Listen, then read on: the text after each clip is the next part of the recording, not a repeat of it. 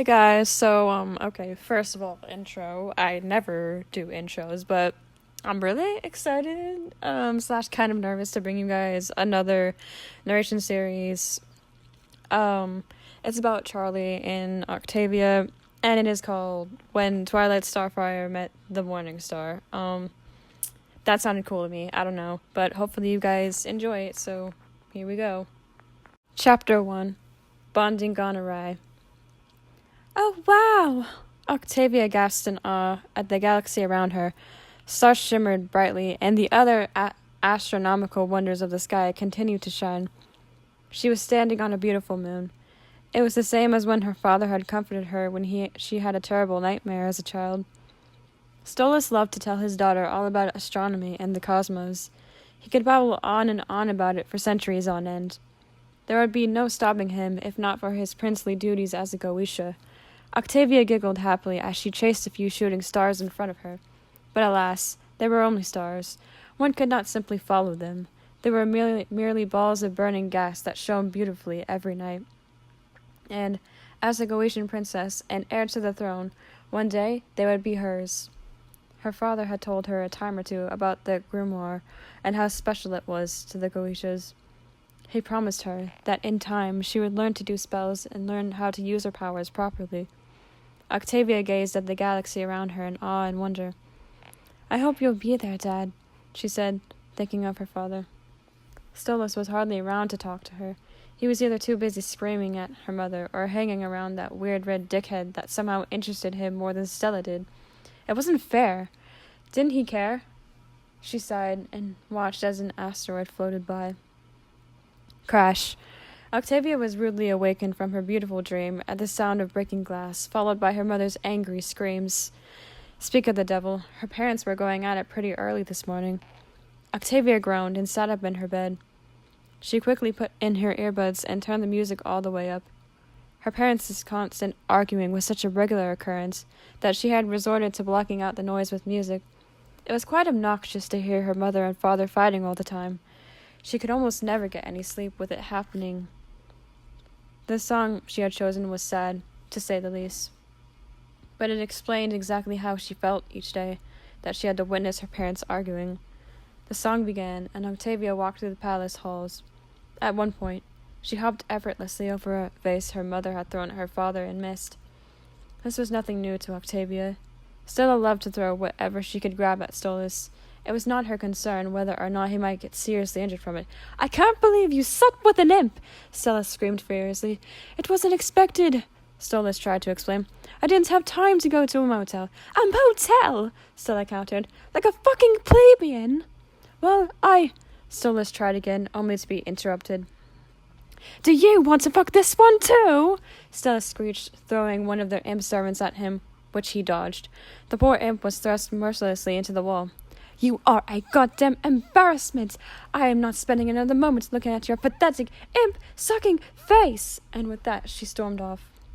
Stolas sighed, half distressed and half glad to be rid of her presence for a little while. It wasn't easy dealing with Stella's antics. She had a short temper, and once angry, she could be quite difficult to calm down. Things with Stella were never really easy, especially considering the obligations behind their marriage. Just then, he noticed his daughter sitting at the table. It looked like she hadn't properly gotten dressed yet. Why, she hadn't even tidied up her feathers yet, and the dimming frown on her face was rather concerning. He decided to try talking to her in a lighter tone of voice to brighten her up a bit. Good morning, Octavia, he greeted her with a smile. Did you sleep well? Is that a serious question? Octavia asked in a tired voice, sipping her coffee. What's that song you're listening to? Stolas asked, noticing that his daughter had her earbuds in again. He had seen her doing that more often these days. It was beginning to worry him. This song is called My World is Burning Down Around Me, Octavia answered in the same deadpan tone. It's by Fuck You, Dad. It's a band. Oh, Stolas responded, somewhat disturbed by her taste in music. How charming. He opened up the refrigerator and retrieved a wrap from inside. Are you two done screaming for the day? Octavia asked. Stolas started, then trailed off, still hearing Stella's screams. He threw the rat into one of the houseplant's mouths. Suddenly, he got an idea. "You know what I haven't done in a long, long time?" he asked, still smiling. "I haven't taken you to your favorite place in all of hell. Why don't we go to Lululand?" "I'm not 5 anymore," Octavia told him, hoping her lack of excitement was enough to warn him that she didn't want to go. She could remember going to Lululand when she was younger. It was a time before her parents were fighting and her world had begun burning down around her. There were much happier times, but now they were just a reminder that all of it was gone. Stolas and Stella hated each other, and Octavia was always left alone, while they took their anger out on each other. "I will make the necessary arrangements," Stolas announced, picking up the phone. "Now, I'm calling the only man who can fuck me." "What?" Octavia asked, disturbed. "Who can protect me? Us," Stolas explained quickly, trying to save face. "We're rich and we're hot. People want our money and our bodies." He twisted the telephone wire around his finger as he dialed the number. "Our money, maybe," Octavia muttered. "Speak for yourself, princess," Stolas said. "Being part of the Gowish family is rather valuable, you know." Octavia groaned and pulled her hat down over her eyes. Why couldn't her father listen to her at least once? Her phone buzzed, and she looked down to see that she had gotten a text from Charlie. She smiled, suddenly getting an idea. Leaving her father to call his imp boyfriend, she slipped away to her room. If anyone was going to make this trip at least a little less miserable, it would be Charlie.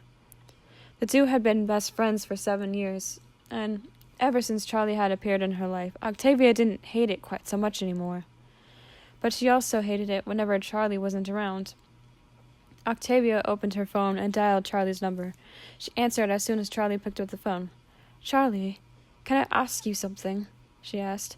"Of course, anything," Charlie responded. "What's up, Fia?" "My dad's trying one of his lame excuses to hang out with me," Octavia told her.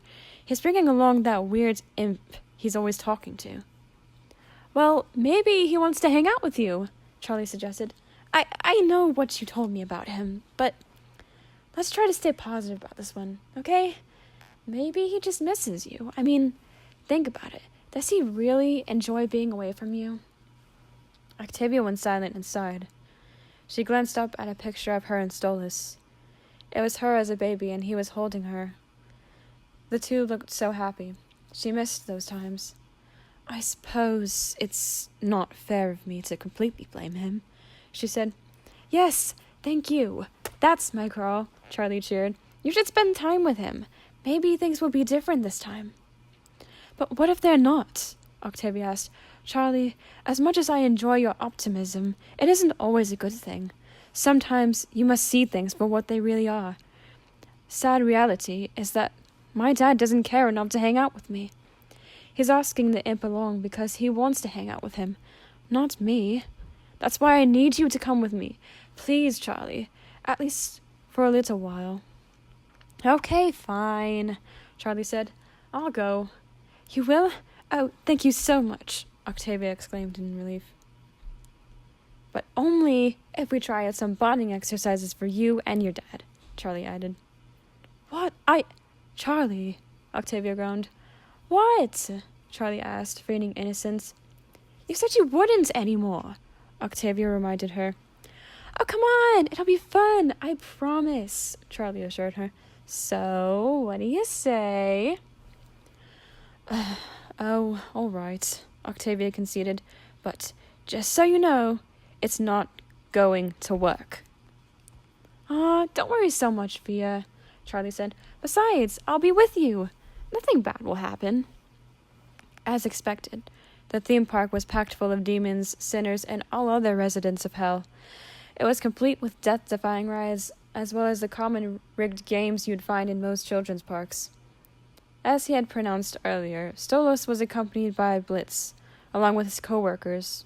Octavia had no idea who any of these people were. All she knew was that her father had a very special relationship with the loud, annoying imp. "Ah, I see you've brought a friend," Stolas said, noticing Charlie. Let's just get it over with," Octavia groaned, leading Charlie away from him. This place looks like so much fun, Charlie exclaimed. Mediocre is more like it, Octavia said. Can we at least go on some of the rides? Charlie begged. Please. She looked at Octavia with big pleading eyes.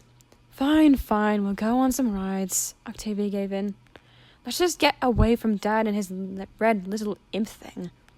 She dragged Charlie with her as she ran in the opposite direction of her father. Oh, wait, Octavia, Stolas cried, running after them. Great fucking idea, Blitz said, turning to the other two. Moxie and Millie, why don't you two have a little fun, while Stolas and I keep an eye on the other one? Millie nodded, but Moxie looked more hesitant. Nevertheless, he was dragged away by his wife to indulge in the fun things the amusement park had to offer. Oh, there she is.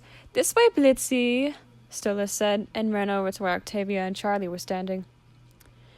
Blitz rolled his eyes at the nickname Stolas had given him. He knew all too well that this was just an excuse for the oversized bird to hang out with him. Stolas wasn't hanging out with him because he actually gave a shit about him. The guy was a pervert and loved using imps to satiate his sexual bird needs. Blitz was sure of it. But given the way Stolas screeched, he couldn't completely blame Stolas for wanting a break from her. And hey, maybe he might get lucky today and actually get to kill someone. Sure, it was literally his job to kill things, but it was nice to not have to do it for a client and just do it for fun. Octavia, there you are, Stolas said. You shouldn't go wandering off on your own, sweetie. Here, why don't we play a game together? Oh, for the love of... Octavia muttered to herself. Charlie... She turned to Charlie, but her friend wasn't in front of her anymore. Charlie had backed away to give Octavia space to spend quality time with her father. She smiled and gave her a thumbs up for encouragement. Octavia groaned and walked over to join her father. He had found one of those rigged carnival games that nobody ever wins. It was one of those games where you have to try and pop a bunch of balloons in order to win the prize. Of course, no one ever popped all of the balloons, so the prizes they got were rather tiny and not a lot of fun. Well, step right up and try our game, the person working at the game greeted them with forced enthusiasm. Pop the balloons and win a prize. Oh, how fun, Stolas said with a joyful grin. He turned to his daughter. What do you think, Octavia? Should we try it? Octavia wasn't sure how to answer this. In truth, she had no interest in participating, but she knew that her father might be sad if she didn't, and yet it made her angry to think that he thought this was a proper way to spend time with his child. He didn't even know her interests anymore. Why must she put in all the effort instead of him? She spotted Charlie standing in the corner. Her eyes were filled with happy tears as she waved Octavia on. Octavia looked back at her father, who was still beaming in excitement like a little kid. All right, then. I guess I'll have a go. The game was simple and straightforward enough.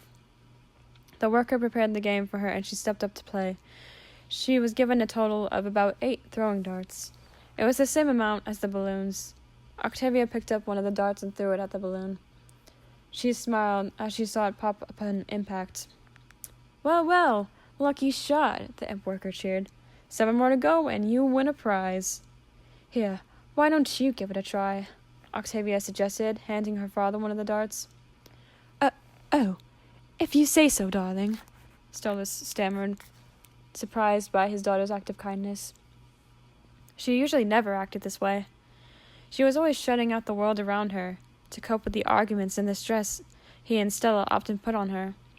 He took the dart hesitantly and took a deep breath, carefully eyeing the balloon targets in front of him. Unfortunately, he was not very good at it, and he was unable to pop any of the balloons on his own. Oh, looks like you're fresh out of luck there, pal, the imp said. Looks like you won't win your daughter here a nice, shiny prize. He gave Stolas a sinister smile, to which he growled protectively. Just who did this imp think he was talking about him that way?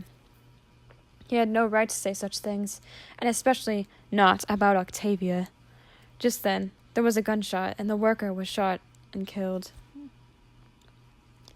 There you go, problem solved. Let's hurry this up, Blitz said, handing Octavia a stuffed penguin. Finally, I thought he'd never shut up, Octavia said, running off after Blitz and leaving her father behind. Let's see, wait, Stolas called after him. Charlie followed all three of them. Suddenly he gasped, seeing the circus tent to the clown show that Lululand put on every now and again. "Octavia, look! You used to cry such tears of joy at this show." "Oh, no." Octavia frowned, the haunting memories returning to her now. She remembered it being the most horrifying experience of her life, but Stillus wasn't listening, and was already walking towards the entrance. Charlie caught up to Octavia and stood beside her. "Oh, he won't listen!" Octavia cried. She was beginning to lose hope. She sighed and ran after her father. "Dad, wait up!" The show was just as horrible as she remembered it being. Octavia was seated beside her father and next to Charlie and Blitz.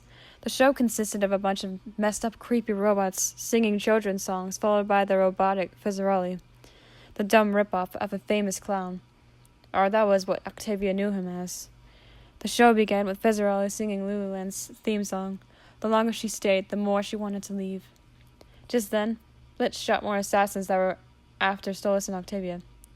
"My, what good aim you have, Blitzy," Stolus praised, as if Blitz was his knight in shining armor. "Oh, I can't do this anymore," Octavia said. She stood up and ran out of the circus tent. "Octavia, wait!" Stolus called after her. Stolus ran after her. He was beginning to realize that Octavia wasn't having that much fun. She was quite clearly upset, and he hated to think that it was all his fault. In fact, he knew it was all his fault. He just wanted her to feel happy again. He was very worried about her. Even if it was never truly obvious, he cared very deeply for his daughter and wanted the best for her. What was going on between him and Stella was far too complicated, and he did not have the heart to explain it to Octavia. More than anything, he wanted to be a better father. If he could fail at being a loyal husband, then he could at least be a better father to the one person who truly cared for him. He caught a glimpse of Octavia's feathers as she ran off into a funhouse. Charlie had made it there before him. "He doesn't understand," Octavia sobbed. "It's okay, Via," Charlie said, rubbing her back and holding her close. "I know it seems like everything is falling apart, but you'll be all right." Octavia looked up at her with a grief-stricken expression, tears going down her face. "You know, things aren't exactly great between my dad and I either. He and Mom split, and now he won't talk to me at all, not unless he needs something." "That suck!" Octavia cried, tears streaming down her face. "Yeah, they do," Charlie agreed. "But friends are forever. And I want you to know that I'm not going anywhere. You're safe. It's okay." Octavia looked up at her with wide eyes. She smiled a bit, and a few soft laughs turned into sobs as she wiped her tears away. "Hey, I think you and your dad should talk. Please?" Charlie said, noticing that Stolus had found them. Octavia nodded. "Yeah." Charlie left to give her and Stolus some time to reconnect with each other. Octavia started to cry again when she saw her dad approaching. "Octavia," Stolus began, "I take it you are not having fun." "I didn't even want to come here," Octavia sobbed. "I'm sorry, sweetie." Stolus apologized. It broke his heart to see his daughter like this. He couldn't bear the sight of her crying and upset. "I thought you loved it here. When I was a kid, my parents didn't hate each other," Octavia said, "and my dad didn't flirt with some weird red dickhead the entire time. I just want to go home, but home doesn't feel like home anymore." "I'm sorry, Via, I'm sorry," Stolus said, "for everything that's happening right now. I know it's a lot, but your mother and I, we didn't, I'm sorry, I don't have the words." "Are you gonna run off with him?" Octavia asked, choking back more sobs. "Go away where I can't find you?" The tears escaped, but Stolus held her close in his arms lovingly. He'd had no idea she felt this way, and he would never want her to feel this way. He would do everything in his power to make sure she was safe and happy. "What?" Stolus asked in surprise. "No, I'd never do that. Never. I think it's time to leave this place. You were right. You are too old for it anyway." He carried her in his arms as they walked out, and he turned any other demons to stone who wanted to try and hurt him or his daughter. Charlie caught a glimpse of Stolas and Octavia and started crying happily. "Oh, crumbs! Are you okay?" Moxie asked, panicking at Charlie's sudden outburst. "Just hold her, Mox," Willie said with a knowing smile. She began rubbing Charlie's back in a comforting way. "You're gonna be all right, hon. There, just let it all out." She picked up the sobbing girl and carried her away as they followed Stolas back out of Lululand. "It was just so beautiful," Charlie cried, sobbing harder. "There now, that's it," Willie soothed. "There you go, sugar. Now, let's get you back to the Pride Ring. Your daddy's probably worried sick about you." This has been Chapter 1 of When Twilight Starfire Met the Morning Star. I hope you guys are enjoying this new series that I'm putting out on my channel, and I will see you in Part 2. Bye.